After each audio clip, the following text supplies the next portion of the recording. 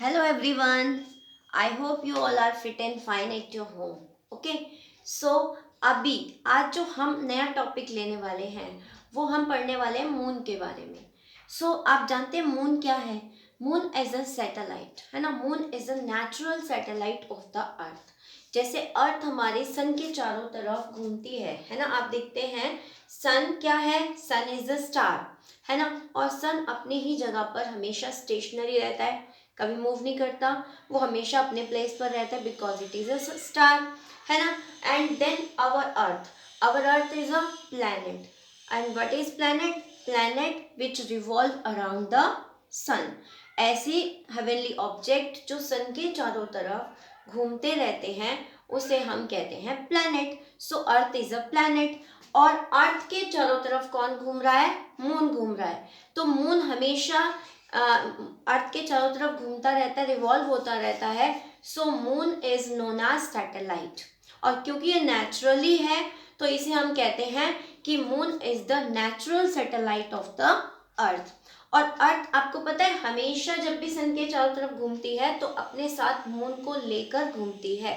मतलब moon earth के चारों तरफ घूम रहा होता है और देन अर्थ उसी टाइम पर अर्थ भी सन के चारों तरफ घूम रही होती है. तो उस कंडीशन में हमें मून की ना, जो भी हम मून की रिफ्लेक्शन देखते हैं वो हमें कभी भी फुल नहीं दिखाई देती. आप देखते हो कभी मून आपको फुल दिखता है, कभी मून का थोड़ा सा पार्ट कम हो जाता है, कभी और कम हो जाता है, कभी बिल्कुल ही दिखाई नहीं देता. तो ऐसा क्यों हो रहा है? उसका रीज़न है कि मून एक नेचुरल सैटेलाइट है और उसकी अपनी कोई लाइट नहीं है. हम इसे ये भी कह सकते हैं कि एक नॉन लुमिनस नेचुरल ऑब्जेक्ट है ना. तो नॉन लुमिनस कौन होता है? जो अपनी लाइट एमिट नहीं करता, जो अपनी लाइट प्रोड्यूस नहीं करता.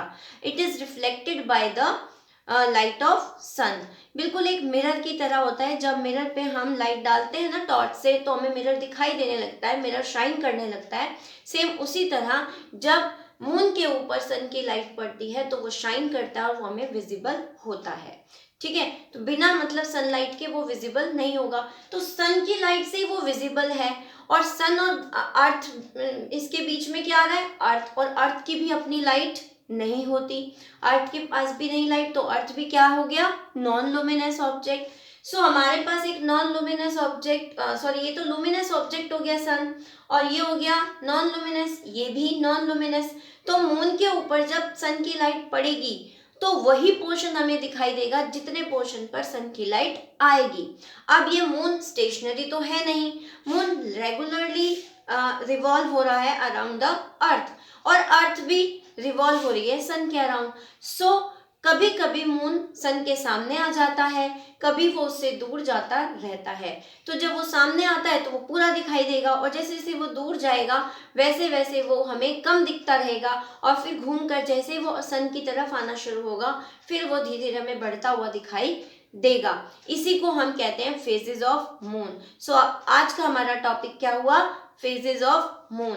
और फेजेस ऑफ मून का मतलब क्या हुआ? Different shapes, different shape which is visible to us of moon is called phases of moon. जो हमें मून की डिफरेंट डिफरेंट शेप्स दिखाई देती है ना, उन्हें ही हम कहते हैं फेजेस ऑफ मून.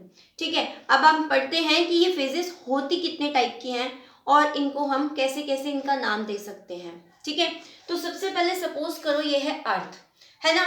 अर्थ के सामने आप ये देख रहे हो, this is full moon. Full moon यानी कि जब मून की पूरी सरफेस पे सन की लाइट पड़ेगी यानी पूरा मून आपको विजिबल होगा तो वो फुल मून होगा. ठीक है. तो उसे हम फुल मून कहेंगे.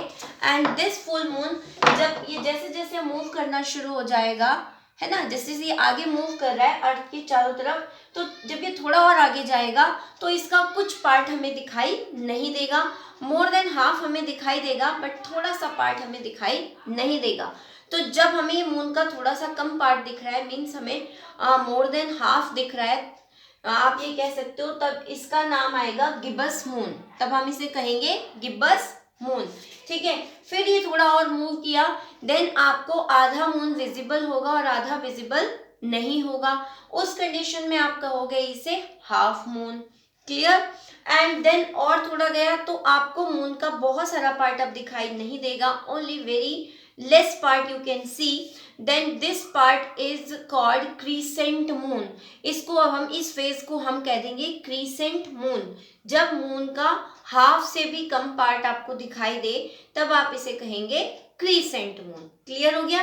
And next, after some days आपको वो मून बिल्कुल भी दिखाई नहीं देता, बिकॉज अब उसके बीच में मून और सन के बीच में कौन आ गया, अर्थ आ गई।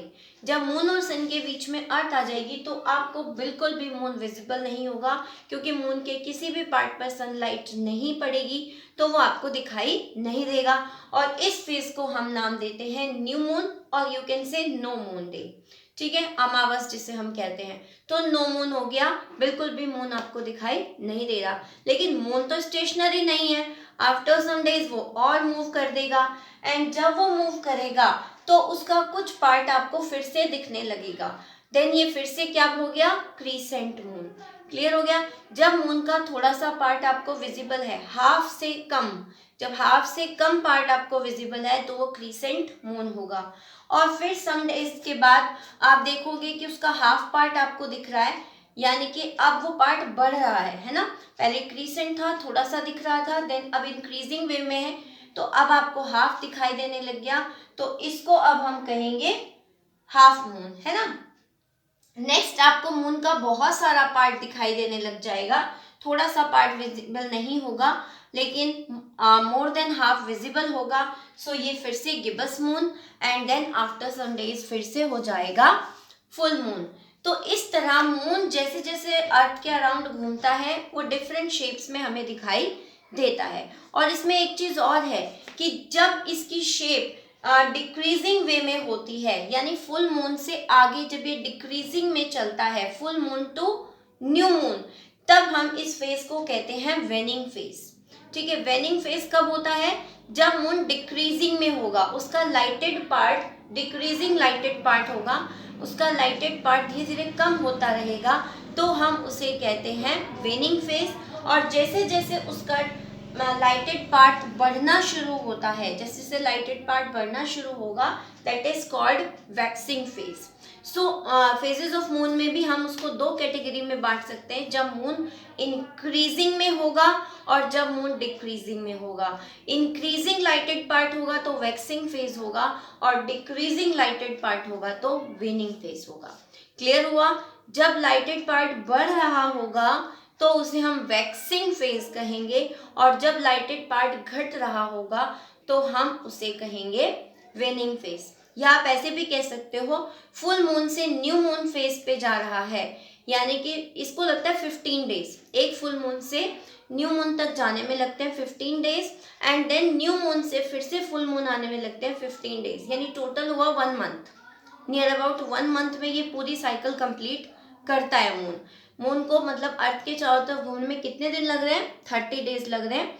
तो फुल मून से न्यू मून जाने में उसको लग रहा है कितना time, full moon to new moon उसको लगता है, यानी कि अब वो घटने में है ना, फुल से वो कम होता जा रहा है, न्यू मून की तरफ जा रहा है, तो कौन सी फेज हुई, वेनिंग फेज। और जब उसकी लाइटेड पार्ट बढ़ने में होता है, यानी कि न्यू मून से फुल मून की तरफ, तो इसे हम कहेंगे वैक्सिंग फेज। सो इस तरह से आपको सारी फेजेस लर्न करनी है विद डायग्राम। और ध्यान रखना है कि जो मून है वो सैटेलाइट है। तो क्यों सैटेलाइट है, because it revolve around the planet. और प्लैनेट मीन्स अर्थ हमारी, अर्थ is a planet because it revolve around the sun. So these are the natural objects: star, planet or satellites. So you have to learn it.